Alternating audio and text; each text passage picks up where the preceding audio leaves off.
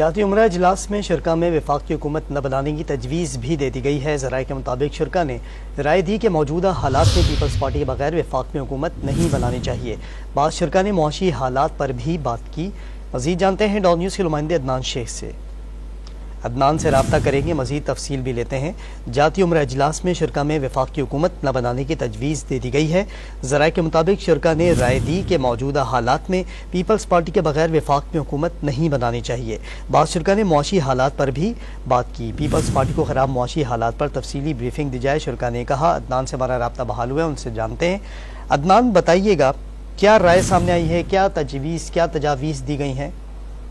हाँ जी बिल्कुल, मुस्लिम लीग उनके कायद नवाज शरीफ के ज़ेर-ए-सदारत जाती उम्रा में काहम इजलास हुआ है और इस इजलास में वफाक और पंजाब में हुकूमत साजी के मामलों पर तफसीली ब्रीफिंग हुई और इजलास में शुरा ने खुलकर अपने ख्यालात का इजहार किया है। ज़राए के मुताबिक इजलास में वफाक में हुकूमत बनाने और ना बनाने के हवाले से भी मुतसाद राय जो है सामने आई और इजलास में तजवीज़ दी गई कि मौजूदा हालात में हमें पीपल्स पार्टी के बगैर वफाक में हुकूमत नहीं बनानी चाहिए और पाकिस्तान पीपल्स पार्टी की क़यादत को मुल्क की खराब माशी सूरत हाल के बारे में तफसीली ब्रीफिंग दी जाए। जबकि अभी IMF का स्टैंड बाई प्रोग्राम चल रहा है, असल प्रोग्राम तो बाद में आना लाजमी होगा और मौजूदा माशी सूरत हाल इंतहाई गंभीर और मुश्किल हो चुकी। कोई जमात तनहा इससे निपट नहीं सकती। इजलास में ये भी कहा गया कि सियासत ने ही रियासत बचाओ के फार्मूले के तहत वफाक में हुकूमत बनाने के लिए संजीदा काविशें की जाए, जबकि तमाम सियासी जमातों को एक प्लेटफॉर्म पर लाकर वफाक में मुश्तरका हुकूमत साजी की जाए।